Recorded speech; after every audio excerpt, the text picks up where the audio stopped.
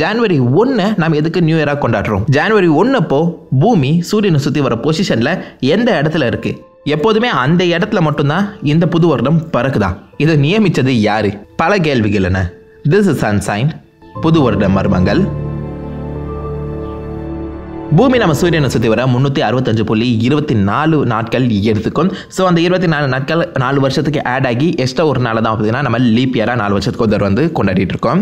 அது இப்போ நம்ம லேட்டஸ்ட்டாக ஃபாலோ பண்ணிட்டு இருக்கேன் கிரிகோரியன் கேலண்டரை பேஸ் பண்ணது. ஆனால் பல 100 ஆண்டுகளுக்கு முன்னாடி இந்த கிரிகோரியன் கேலண்டர் கிடையாது.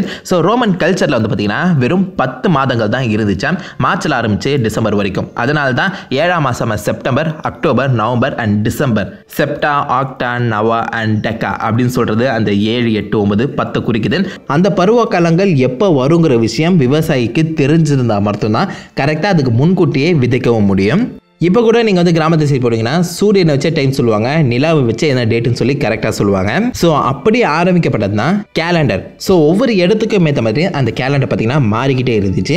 நிலவை பார்த்து சொல்கிற கேலண்டர் லூனார் கேலண்டர்னும், சூரியனை பார்த்து சொல்கிற கேலண்டரை சோலார் கேலண்டர்னு சொல்லி பார்த்தீங்கன்னா ஃபிக்ஸ் பண்ணாங்க. லூனார் கேலண்டர் தான் உலகம் முழுக்க வந்து பார்த்தீங்கன்னா பரவலாக யூஸ் பண்ணிட்டு இருந்தாங்க. பிகாஸ் அது ரொம்பவே ஈஸி. நிலா அமாவாசையில் ஆரம்பித்து பௌர்ணமியாக மாறி திருப்பி அமாவாசையாக போகிறதுக்கு கிட்டத்தட்ட 30 நாட்கள் பார்த்தீங்கன்னா எடுத்துக்கும். நிலவு இரவு நேரங்களாக ரொம்பவே பளிச்சுன்னு தெரியும். ஆல்சோ ஈஸியாக நோட் பண்ணவும் முடியும்.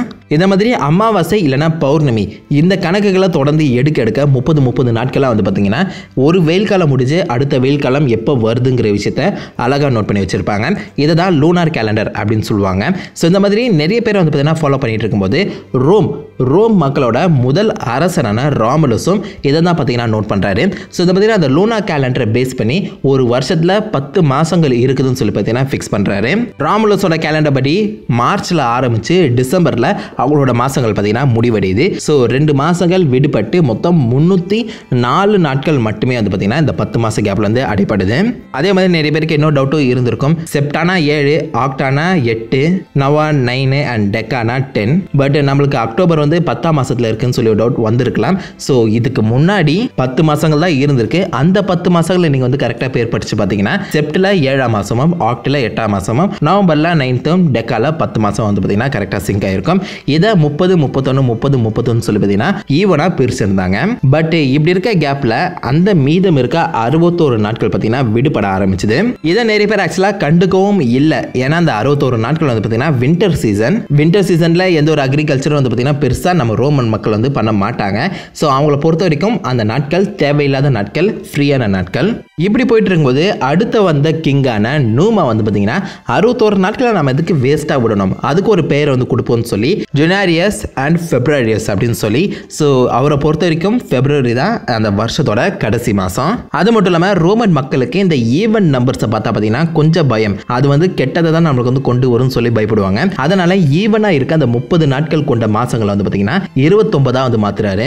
ஸோ 5 மாதத்துலேருந்து 5 நாட்களை எடுக்கிறது மட்டும் இல்லாமல் மொத்தமாக 354 நாட்களை வந்து பார்த்தீங்கன்னா அவர் வந்து ஈக்குவல் பண்ணுறாரு. பட் அகைன் 354 வந்து பார்த்தீங்கன்னா ஒரு ஈவன் நம்பராக இருக்கு. அந்த சமயத்தில் உங்களுக்கும் வேணாம் எங்களுக்கும் வேணாம் சொல்லி ரவுண்ட் ஆஃபா 355 நாட்களாக வந்து பார்த்தீங்கன்னா மாற்றுறாரு. பட் இப்படி 355 நாட்களாக வந்து மாற்றும் போது கண்டிப்பாக ஏதாவது ஒரு மாசத்துல ஈவன் நம்பர்ஸ் வந்து இருக்கணும். ஸோ அந்த ஈவன் நம்பரை நம்மளுடைய கடைசி மாசமே இருந்துட்டு போயிட்டுமே சொல்லி வந்து பார்த்தீங்கன்னா பிப்ரவரியை 28 சொல்லி ஈவன் நம்பராக வந்து மாற்றி விடுறாரு. ஸோ இதனால தான் பிப்ரவரி மாசத்துல பார்த்தீங்கன்னா மொத்தம் 28 நாட்களாக இருக்கு. ஸோ அந்த 28 நாட்களையுமே ரோமன் மக்கள் வந்து பார்த்தீங்கன்னா கடவுளுக்கு வந்து சமைப்பாங்க. ஸோ இப்படி இதை வந்து ஃபாலோ பண்ணிட்டு இருக்க அந்த சமயத்தில் நம்முடைய பூமி சூரியனை சுற்றி வரதுக்கு 365 நாட்கள் வந்து எடுத்துக்கும். பட் இவரோட கணக்குப்படி 355 நாட்கள் தான் இருக்கு. ஸோ 10 நாட்கள் டிஃபரன்ஸ் வந்து பார்த்தீங்கன்னா தொடர்ந்து ஆடப் ஆகிட்டே இருக்கு. ஸோ ஒவ்வொரு வருஷத்துக்கும் வந்து பார்த்தீங்கன்னா 10 நாட்கள் இந்த மாதிரி வெயில் காலம் ரொம்பவே இயர்லியாவோ இல்லை ரொம்பவே லேட்டாகவோ வந்து பார்த்தீங்கன்னா ஸ்டார்ட் ஆக ஆரம்பிக்குது. ஸோ இது ஆடப் ஆகி அது வரைக்கும் அந்த கேலண்டர் ஃபாலோ பண்ணிட்டு இருந்த மக்களுக்கு குளிர்காலம் வெயில் காலம் எப்போ வருதுங்கிற ஒரு ஐடியாவே இல்லாமல் குழம்பி இருக்க அந்த சமயத்தில் ஜூலியஸ் சீசர் இதை வந்து சரி செஞ்சாகணும்னு சொல்லி தன்னோட ஃப்ரெண்ட் ஒரு அஸ்ட்ரானமரை கூட்டிக்கிட்டு இந்த மாதிரி எகிப்சியன் கேலண்டர் வந்து பார்த்தீங்கன்னா தன்னோட ரோம் மக்களுக்கு ஏற்ற மாதிரி டிசைன் பண்ணி கொடுக்க சொல்றாரு. அதாவது ஆல்ரெடி எகிப்சியன் மக்கள் சிரியஸ் அப்படின்னு சொல்ல போற ஒரு நட்சத்திரத்தை பேஸ் பண்ணி 365 நாட்கள் வந்து பார்த்தீங்கன்னா ஒரு வருஷத்துக்கு வந்து ஒதுக்குனது மட்டும் இல்லாமல் ஆல்ரெடி அந்த சீரியஸ் 4 வருஷத்துக்கு ஒரு தடவை ஒரு நாள் லேட்டாக வருதுன்னு தெரிஞ்சுக்கிட்டு லீப் இயரே வந்து பார்த்தீங்கன்னா அக்கௌண்ட் ஹோல்ட் பண்ணி வச்சிருந்திருக்காங்க. ஸோ இதை வந்து ரோம் மக்களுக்கு ஏற்ற மாதிரி ஜூலியஸ் சீசர் பார்த்தீங்கன்னா மாற்றி அமைக்க ஆரம்பிக்கிறாரு. ஸோ அவர் ஆல்ரெடி கடைசியில் இருந்த ஜனவரி பிப்ரவரி தூக்கி வருஷத்தோட முதல் 2 மாசங்களா பார்த்தீங்கன்னா மாற்றிட்டாரு. ஏன்னா ஜானஸ் காடஸ் ஆஃப் ஃபர்ஸ்ட் அப்படின்னு சொல்லப்படுறவங்க. ஸோ அதனால் அதை வந்து பர்ஃபெக்டாக இருக்கும்னு நினச்சி ஜனவரி பிப்ரவரியில் வருஷம் ஆரம்பித்து எண்ட் வந்து பார்த்தீங்கன்னா டிசம்பரில் முடியுது. பட் இந்த சேஞ்சஸ் அவர் வந்து பண்ணுறதுக்கு முன்னாடி பிப்ரவரி கடைசியான மாதமாக தான் இருந்திருக்கு. ஸோ அதனால் ஆல்ரெடி 4 வருஷத்துக்கு ஒரு தடவை ஆட் பண்ண வேண்டிய அந்த நாளை பிப்ரவரியிலேயே ஆட் பண்ணிடலாம் சொல்லி பார்த்தீங்கன்னா முடிவெடுத்து அதை ஜூலியன் கேலண்டரை வந்து பார்த்தீங்கன்னா வெளியிடுறாரு. ஸோ அப்பத்துலேருந்து 1952 வரைக்குமே அந்த கேலண்டரை பேஸ் பண்ணி தான் வந்து பார்த்தீங்கன்னா உலகம் வந்து இயங்க ஆரம்பிக்குது. மொத்தம் உலகமும் கிடையாது, ரோமன் எம்பையர் வந்து எக்ஸ்பேண்ட் ஆக அதை சுற்றி இருக்க எல்லா மக்களும் வந்து அந்த ஜூலியன் கேலண்டரை வந்து ஃபாலோ பண்ண ஆரம்பிக்கிறாங்க. ஸோ 1752 வரைக்கும் இந்த எந்த ஒரு மிஸ்டேக்கும் இல்லாத மாதிரி மக்கள் வந்து நினச்சிட்டு இருக்கும்போது கரெக்டாக அந்த டைமில் போப்பாக இருந்த கிரெகரி, அதாவது போப் உங்களுக்கு நல்லாவே தெரியும், கிறிஸ்டியன் ரிலிஜனில் கொஞ்சம் பெரிய ஆள். ஸோ அந்த டைமில் போப்பாக இருந்த கிரெகரி வந்து பார்த்தீங்கன்னா ஒவ்வொரு வருஷமும் அவங்களோட ஈஸ்டர் பண்டிகை வந்து தள்ளி போடப்பட்டுட்டே இருக்கே, ஒவ்வொரு வருஷமும் அவங்க குறித்த நாளில் அந்த ஈஸ்டர் பண்டிகை வந்து வராமல் இருக்கே, இதற்கான காரணம் என்னன்னு சொல்லி பார்த்தீங்கன்னா நோட் பண்ணுறாரு. ஸோ அப்போ தான் இந்த கேலண்டரில் ஒரு சின்ன சேஞ்சை வந்து பார்த்தீங்கன்னா கொண்டு வராரு. அவரோட ஃப்ரெண்ட் அஸ்ட்ரானமர் கூற்றுப்படி ஒரு வருஷத்தில் 365 நாள் கிடையாது, 365.5 hours 48 minutes and 46 seconds அப்படின்னு சொல்லி பார்த்தீங்கன்னா பர்ஃபெக்டாக சொல்லும்போது இந்த நாள் தள்ளி போகிறத எப்படி ஈக்குவல் பண்ணலாம் சொல்லி வந்து கேட்க 400 வருஷங்களுக்கு ஒரு நாள் தான் தள்ளி போகுதுங்கிற விஷயத்தை பார்த்தீங்கன்னா சொல்கிறாரு. ஸோ அதனால் அந்த ஒரு நாளை ஈக்குவல் பண்ணி ஆகணும்னு சொல்லி அந்த லீப் இயர் வந்து கரெக்டாக 1900s இல்லைனா 1800s 1700s அப்படி 00 முடிகிற ஒரு வருஷத்தில் வரும்போது 400ஆல் டிவைட் பண்ணணும். அப்படி 400ஆல் டிவைட் ஆகிடுச்சுன்னா அந்த வருஷம் லீப் இயர், அப்படி 400ஆல் டிவைட் ஆகலைன்னா அந்த வருஷம் லீப் இயர் கிடையாது அப்படின்னு சொல்லி தன்னோட மக்களுக்கு எல்லாருக்குமே வந்து பார்த்தீங்கன்னா இந்த விஷயத்தை வந்து பரப்புறாரு. ஸோ அந்த டைம் கிறிஸ்டியானிட்டி அந்த ரிலிஜனுங்கிற விஷயம் வந்து பார்த்தீங்கன்னா உலகம் முழுக்க வைரலாக பரவிட்டு இருக்க அந்த சமயத்தில் எல்லாருமே இந்த போப் கிரெகரியோட கேலண்டர் வந்து ஃபாலோ பண்ண ஆரம்பிக்கிறாங்க. ஸோ நாமளும் இப்போதைக்கு இந்த கேலண்டரை கிரெகோரியன் கேலண்டர் அப்படின்னு சொல்லி பார்த்தீங்கன்னா ஃபாலோ பண்ணிட்டு இருக்கோம். ஸோ ஒரு அஸ்ட்ரானமி, ஒரு ரிலீஜியன் அண்ட் நடுவில் நிறைய பாலிடிக்ஸ்லாம் இன்வால்வ் ஆகி தான் இப்போதைக்கு மாடர்ன் கேலண்டர் பார்த்தீங்கன்னா ஃபிக்ஸ் ஆகியிருக்கு. எல்லாருக்குமே தெரிஞ்சிருக்கும் ஜூன் 21 மாயன் கேலண்டர் படி உலகம் அழிய போதுன்னு சொல்லி நினச்சிட்டு இருந்தாங்க. ஸோ அந்த காலத்தில் அடுத்து வரப்போகிற பருவ காலங்கள் எல்லாத்தையும் முன்னாடியே வந்து பார்த்தீங்கன்னா நோட் பண்ணி வச்சிருப்பாங்க. ஸோ அந்த வகையில் மாயன்ஸ் வந்து அடுத்த 5000 வருஷத்துக்கு தேவைப்படுற அந்த டேட்ஸ் எல்லாத்தையும் பார்த்தீங்கன்னா குறித்து வச்சிருக்காங்க. அவங்க கேலண்டர் முடிகிற டைமில் உலகமும் அழிஞ்சிடும் சொல்லி நினைக்கிறது நம்முடைய கேலண்டர் நாளையோட முடியுது அதோட உலகம் அழிஞ்சு சொல்லி நினைக்கிற மாதிரி தான். அதெல்லாம் கண்டிப்பாக நடக்காது. இப்போ கூட நீங்கள் கூகுளில் போய் உங்களோட பர்த்டே இயர் 3000 எப்போ வருதுன்னு சொல்லி வந்து பார்க்கலாம். அதுக்காக 3000 வருஷத்துக்கு அப்புறம் உலகம் அழிஞ்சிடும் சொல்லி கணக்கு கிடையாது. ஸோ அதுக்கேற்ற மாதிரி அந்த டைமில் பார்த்தீங்கன்னா கேலண்டரும் அரேஞ்ச் ஆகி இருந்துச்சு. ஏன்னா அவங்க ஃபாலோ பண்ணிட்டு இருந்தது லூனா கேலண்டர், அதாவது நிலவோட பொசிஷனை பொறுத்து தான் அவங்க கேலண்டரை அமைச்சிருந்தாங்க. நிலவு நம்ம பூமியை சுற்றி வர 27 நாட்கள் எடுத்துக்கும், ஆனால் ஒரு பௌர்ணமி ஆரம்பிச்சு மற்ற பௌர்ணமி தெரிய 29 நாட்கள் எடுத்துக்கும். ஸோ இதனால பல கன்ஃபியூஷன்ஸ் தொடர்ந்து அந்த கேலண்டரில் இருந்துச்சாம். ஆல்சோ கடைசி டிசம்பர் ஆரம்பிச்சு மார்ச் வரைக்கும் எந்த ஒரு நாட்களுமே கவுண்ட் செய்யப்படலை. அது வரைக்கும் யாருமே எந்த வேலையுமே செய்யாமல் சும்மா தான் இருந்தாங்களாம். ஆனால் மார்ச் தொடங்குற அந்த டைமில் வந்து பார்த்தீங்கன்னா கேலன்ஸ் ஆஃப் த இயர் அப்படின்னு சொல்லி அந்த நாளை கொண்டாடிட்டு அப்படியே வந்து கண்டினியூ பண்ணாங்க. ஸோ இந்த கேலன்ஸ்ன்னு சொல்லும்போது பிகினிங் அர்த்தம். அது ஒரு முழு நிலவப்ப தான் அவங்களுடைய முதல் மாதம்ங்கிறது தொடங்கும். அதனால அதை கேலன்ஸ் ஆஃப் த மூன் அப்படின்னு சொல்லுவாங்க. அந்த கேலன்ஸுங்கிற வார்த்தை தான் இப்போதைக்கு கேலண்டராக மாறி இருக்கு. இதனால பல கன்ஃபியூஷன்ஸ், 10 மாதங்கள் மீதி இருக்க நாட்களை கவுண்டே பண்ணலையேன்னு சொல்லி அடுத்த வந்த மிகப்பெரிய கிங்கான நியூமா ராமுலஸ் வந்து அதை மொத்தமாகவே மாற்றி அமைக்க பார்த்தாரு. ஸோ அவர் தான் ஜான்வரியஸ் அண்ட் ஃபெப்ரவரியஸ் அப்படின்னு சொல்லி டிசம்பர் முடிஞ்சு மார்ச் தொடங்குற வரைக்கும் இருக்க அந்த வெட்டி நாட்களை ஃபில் பண்ணுறதுக்காக மாதங்களை ஆட் பண்ணாரு. பட் அப்பவும் அவங்க லூனார் கேலண்டரை பார்த்தீங்கன்னா ஃபாலோ பண்ணிட்டு இருந்தாங்க. ஸோ இப்படி பல 100 ஆண்டுகள் போயிட்டு இருக்கும்போது சம்மர் வந்து டிசம்பர்லையும் வின்டர் வந்து மார்ச்லையும் சொல்லி மாறி மாறி பார்த்தீங்கன்னா விழ ஆரம்பிச்சிச்சு. ஏன்னா அவங்க ஒழுங்கான கேலண்டரை ஃபாலோ பண்ணலை. அப்பவும் மார்ச் முதலாம் மாசமாக தான் இருந்திருக்கு. ஜனவரி பிப்ரவரி கடைசி ஆட் பண்ண மாசங்களாக பார்த்தீங்கன்னா கன்சிடர் பண்ணப்பட்டிருக்கு. அப்போ தான் ஜூலியஸ் சீசர் உள்ள போது நம்ம லூனார் கேலண்டரை ஃபாலோ பண்ண வேணாம், எகிப்சியன்ஸ் பண்ணுற மாதிரி நம்ம சோலார் கேலண்டரை ஃபாலோ பண்ணி பார்ப்போம், அதாவது சூரியனை சுற்றி பூமி நகர்றதை வச்சு நம்ம கேலண்டர் நாட்களை குறிப்போம் அப்படின்னு சொல்லி அதை ஆரம்பிக்கிறாரு. ஸோ இப்போ இந்த புது வருடத்தை ஆரம்பிக்கணும். ஸோ அதுக்கு ஒரு நாள் வந்து பார்த்தீங்கன்னா சூஸ் பண்ணணும். ஸோ டிசம்பர் 21 எப்போவுமே வின்டர் சால்ஸ்டிஸ் நடக்கும். வின்டர் சால்ஸ்டிஸ் சொல்லும்போது அந்த வருஷத்தோட ரொம்பவே குறுகிய நாள். அது மட்டும் இல்லாமல் நார்த் போல் வட துருவம் நம்ம சூரியன்லேருந்து ரொம்பவே விலகி இருக்க நாள். ஸோ அந்த நாள் முடிஞ்சு அடுத்த நாள் புது வருடமாக கொண்டாடலாம் சொல்லி எல்லாருமே கேட்க டிசம்பர் 21 நியூ இயராக வந்து பார்த்தீங்கன்னா ஃபிக்ஸ் பண்ணுறதுக்காக வராரு. பட் இருந்தாலும் கடைசியாக நம்ம லூனார் கேலண்டர் ரொம்ப நாளாக வந்து ஃபாலோ பண்ணிட்டு இருந்தோம், அதை வச்சு ஒரு முடிவு எடுக்கலாம்னு சொல்லி அந்த வின்டர் சால்ஸ்டிஸ் முடிஞ்சு அடுத்த முழு நிலவு எப்போ வருதுன்னு சொல்லி பார்த்தீங்கன்னா பார்த்துருக்காரு. அது கரெக்டாக 9-10 நாட்கள் தள்ளி வந்திருக்கு. ஸோ டிசம்பர் 21-22லேருந்து 9-10 நாட்கள் தள்ளி வருது நம்ம ஜனவரி 1 தானே. அதனால் அந்த ஜனவரி 1 வருடத்தின் முதல் நாளாக அறிவிக்கிறாரு. அவர் டிக்டேட்டராக இருந்தனால தான் இந்த ஒரு முடிவு.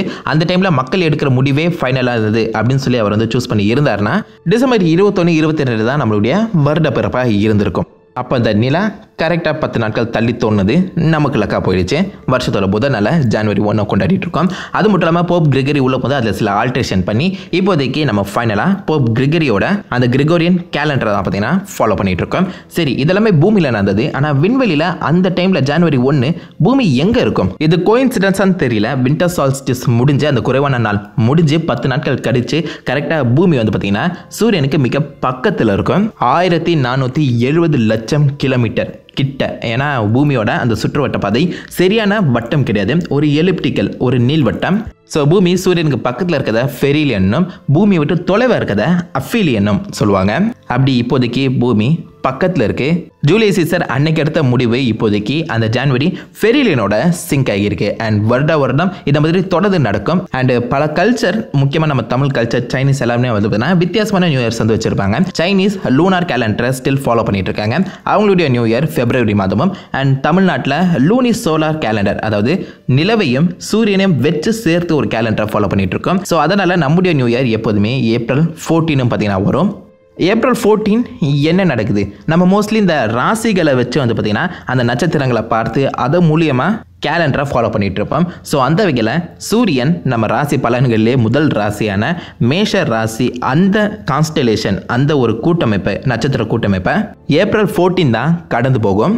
ஆனால் மார்ச் 20 சூரியன் ஃபர்ஸ்ட் டச் ஆஃப் ஏரிஸ், அதாவது வெர்டிக்கல் ஈக்வினாக்ஸ் அப்படின்னு சொல்லப்படுற அந்த மேஷ ராசியில் என்டர் ஆகிடும். ஸோ அது அந்த மேஷ ராசியை கடந்து போகும்போது தான் நான் வந்து நியூ இயரை வந்து பார்த்தீங்கன்னா ஸ்டார்ட் பண்ணுறோம். ஸோ ராசி பலன்களில் முதல் ராசியாக இருக்கும்போது நம்முடைய முதல் மாதமும் வருடத்தின் முதல் நாளும் அந்த சூரியன் மேஷ ராசியை கடந்து போகிற அந்த வெர்டிக்கல் ஈக்வினாக்ஸோட மிடில் பாயிண்ட், அதாவது ஏப்ரல் 14 கிக் ஆஃப் ஆகுது. அண்ட் வருடம் இது தொடர்ந்து ஒரே நாளில் தான் பார்த்தீங்கன்னா நடக்கும்.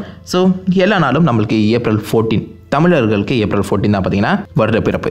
அது மட்டும் இல்லாமல் நம்ம நாட்டில் இந்த மாதிரி விவசாயத்தை நம்பி தான் வந்து பார்த்தீங்கன்னா நிறைய நிகழ்வுகள் வந்து நடக்கும். ஸோ தை 1 ஜனவரி 15 வந்து பார்த்தீங்கன்னா நடக்கும். விதைத்த பொருளை அறுவடை பண்ணுற நாள் ஹார்வெஸ்ட் டே.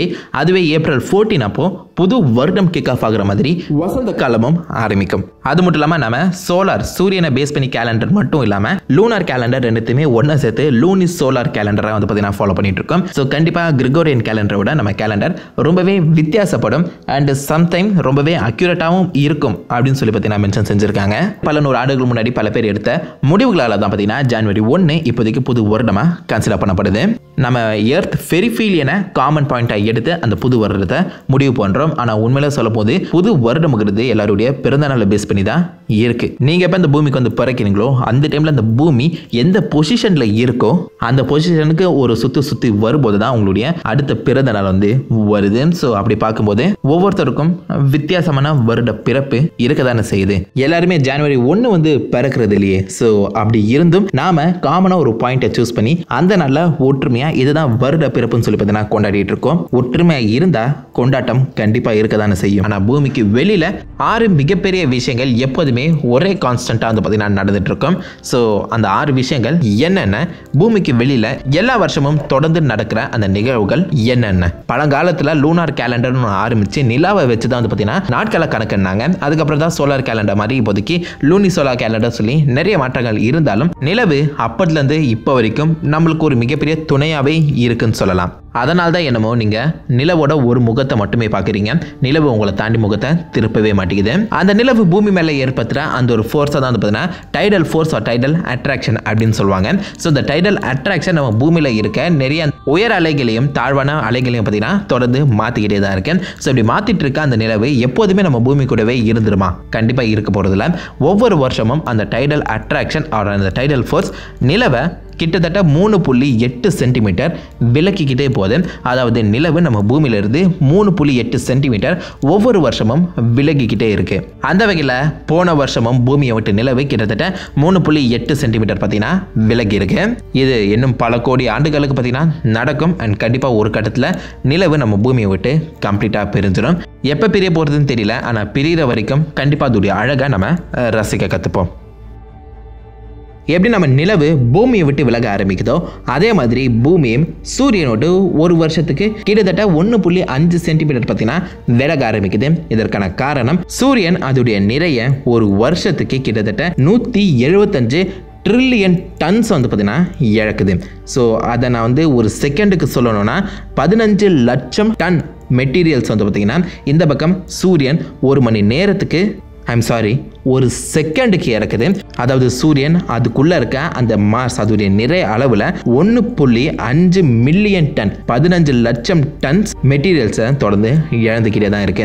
இதற்கான காரணம் அதற்குள்ள நடக்கிற அந்த ஃபியூஷன் ரியாக்ஷன் தான். ஹைட்ரஜன் ஹீலியமாக மாறுது. அப்போ ஏகப்பட்ட எனர்ஜி வெளிப்படுது. அந்த எனர்ஜி கூடவே சேர்த்து நிறைய மாசும் வெளிப்படுறது வந்து பார்த்தீங்கன்னா கண்டுபிடிச்சிருக்காங்க. ஸோ சூரியன் தொடர்ந்து அதோட நிறைய இழந்துக்கிட்டே தான் இருக்கு.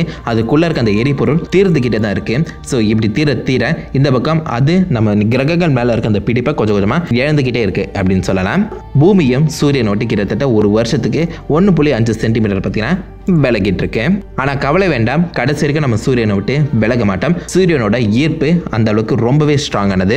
ஒரு கடத்துல சூரியன் இப்ப இருக்கிறத விட 50 மடங்கு பெருசாகி ரெட் ஜெயிண்டா மாறுறது மட்டும் இல்லாம நம்ம பூமியே மொத்தமா விழுங்கிடும். ஸோ கண்டிப்பா நம்ம சூரியனை விட்டு மொத்தமா விலக போறது இல்லை. ஆனா வருஷத்துக்கு 1.5 சென்டிமீட்டர் விலகிக்கிட்டே தான் இருக்கும். சூரியனும் 175 trillion tons of energy masses பார்த்தீங்கன்னா இழந்துக்கிட்டே தான் இருக்கு.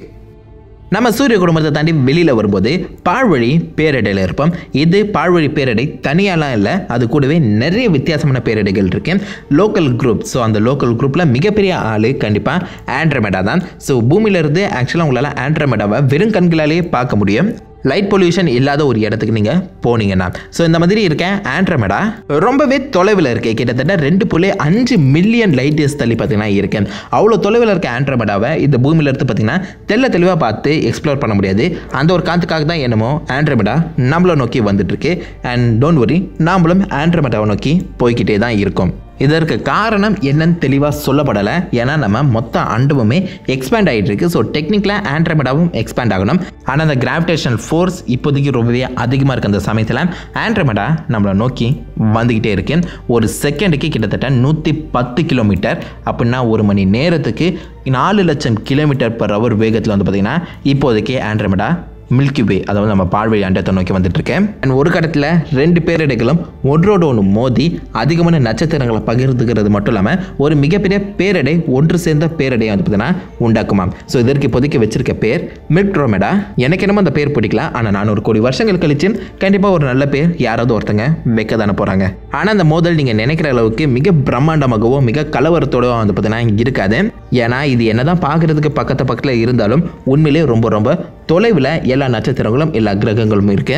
ஸோ பெருசா சேதங்கள் எதுவுமே நடக்காது. சில நட்சத்திரங்கள் அந்த மில்க்ட்ரோமேடா விட்டு எஸ்கேப் ஆகலாம், சில கிரகங்களுக்கு அடிபடலாம். பட் அதை தாண்டி ஒரு மிகப்பெரிய அழகான பேரடை பார்த்தீங்கன்னா 400 கோடி வருஷங்களை உருவாக போகுது. அப்போ வானம் இப்படி தான் இருக்குமா? காண கண்கள் கோடி வேணும்னு நினைக்கிறேன். போன வருஷம் மட்டுமே ஆண்ட்ரோமேடா நம்ம பால்வழியை நோக்கி கிட்டத்தட்ட 350 கோடி கிலோமீட்டர் தாண்டி வந்திருக்கு. ஸோ இன்னும் 400 கோடி வருஷங்கள் தான் பொறுமையை காத்திருப்போம். இந்த அண்டமே எக்ஸ்பேண்ட் ஆகிட்டே தான் இருக்குது, தொடர்ந்து எக்ஸ்பேண்ட் ஆகிட்டு இருக்கு, விரிவடைஞ்சிட்டு இருக்கேன். கிட்டத்தட்ட ஒளியை விட வேகமான வேகத்தில் பார்த்தீங்கன்னா எக்ஸ்பேண்ட் ஆகுது. இந்த அண்டத்தில் எந்த ஒரு விஷயமும் ஒளியை விட வேகமாக போகாது. ஐன்ஸ்டீனோட ரிலேட்டிவ் தியரம் அதை தானே சொல்லுது. நீங்கள் வந்து கேட்டிங்கன்னா எஸ், அண்டத்துக்குள்ள எந்த ஒரு விஷயமும் ஒளியை விட வேகமாக போகாது. ஆனால் அண்டமே அந்த ரூலை மதிக்கணும்னு சொல்லி அவசியம் கிடையாது. ஸோ அண்டம் ஒளியை விட வேகத்தில் வந்து பார்த்தீங்கன்னா எக்ஸ்பேண்ட் ஆகிட்டு இருக்கு. இந்த எக்ஸ்பான்ஷனை எது உருவாக்குது? எந்த ஒரு சக்தி இந்த மொத்த அண்டத்தையுமே விரிவடைய வைக்குதுன்னு சொல்லி இது வரைக்கும் பல பேருக்கு பல விதமான குழப்பங்கள் ஏற்பட்டுக்கிட்டே தான் இருக்கு. இந்த மொத்த அண்டத்திலே நம்ம வெறும் 5% தான் பார்த்தீங்கன்னா நார்மல் மேட்டர். அதை தாண்டி டார்க் மேட்டர், டார்க் எனர்ஜி தான் அதிகமாக இருக்கு அந்த சமயத்தில். இது ரெண்டுத்துல ஏதாவது ஒன்று தான் இந்த அண்டத்தை விடிவடைய வைக்குதுன்னு சொல்லி விஞ்ஞானிகள் ஆல்மோஸ்ட் ஒரு கன்க்ளூஷனுக்கு வந்திருக்காங்க. ஆனால் அந்த டார்க் மேட்டர் டார்க் எனர்ஜி ரெண்டுமே கண்களுக்கு தெரியாமல் இருக்க அந்த சமயத்தில் அதுக்கான தேடல் தொடர்ந்து நடந்துக்கிட்டே தான் இருக்கு. ஒளியை விட வேகமாக எக்ஸ்பேண்ட் ஆகும்போது போன வருஷம் மட்டுமே கிட்டத்தட்ட 60 ட்ரில்லியன் கிலோமீட்டர் இந்த மொத்த அண்டமுமே எக்ஸ்பேண்ட் ஆகிட்டு இருக்கு. அதுவும் நம்ம கண்களுக்கு தெரிஞ்ச அப்சர்வபிள் யூனிவர்ஸ் மட்டும்தான். இப்படி அதிவேகத்தில் விரிவடைகிற நம்ம அண்டம் கடைசியாக என்னதான் செய்ய போகுது, மொத்தமாக விரிவடைஞ்ச அப்புறம் என்னதான் நடக்க போகுதுன்னு சொல்லி கேட்டிங்கன்னா, ஏகப்பட்ட தியரிஸ் ஏகப்பட்ட கூற்றுகள் வைக்கப்பட்டிருந்தாலும் எதுவுமே நம்மளுக்கு தெரியாது. அதுதான் உண்மை. மாற்றம் ஒன்றே மாறாதுன்னு சொல்லுவாங்க. தொடர்ந்து நம்ம அண்டம் மாறிக்கிட்டே தான் இருக்கு. ஒவ்வொரு செகண்டுக்கும் பல கிலோமீட்டர் பல லட்சம் கிலோமீட்டரை அதை எட்டிக்கிட்டே இருக்கு. இவ்வளோ மாற்றங்கள் இவ்வளோ வித்தியாசமான நிகழ்வுகள் நம்ம கண்களுக்கு தெரியாமல் நடந்துக்கிட்டே தானே இருக்குது. ஆனால் நம்ம கண்களுக்கு தெரிஞ்ச நிகழ்வு ஒன்று தொடர்ந்து ஒவ்வொரு வருஷமும் நடக்குது. அதற்கு நீங்கள் ஜஸ்ட்டு அண்ணாந்து வானத்தை பார்த்தாலே போதும். பல வித்தியாசமான நட்சத்திரங்களை உங்களால் பார்க்க முடியும். பல நட்சத்திரங்கள் இந்த அண்டத்தில் இறக்குது, சூப்பர்னோவாவாக வெடிக்குது. அண்ட் நிறைய நட்சத்திரங்கள் நீங்கள் நினச்சி பார்க்காத அளவுக்கு அதிகமான நட்சத்திரங்கள் ஒவ்வொரு செகண்டுக்கும் பிறக்குது. என்ன ஒரு 150 இருக்குமா, இல்லை 200, மேக்ஸிமம் ஒரு 500 இல்லை. இப்போ கண்டுபிடிச்சிருக்க வரைக்குமே ஒரு செகண்டுக்கு 4800 நட்சத்திரங்கள் நம்ம அண்டத்தில் பிறக்குது. நீங்கள் ஒரு சொடக்கு போகிற நேரத்தில் 4800 நட்சத்திரங்கள், அந்த நட்சத்திரங்கள் போக போக கண்டிப்பாக அதை சுற்றி பல வித்தியாசமான கிரகங்களை பற்றி நான் உண்டாக்கும்.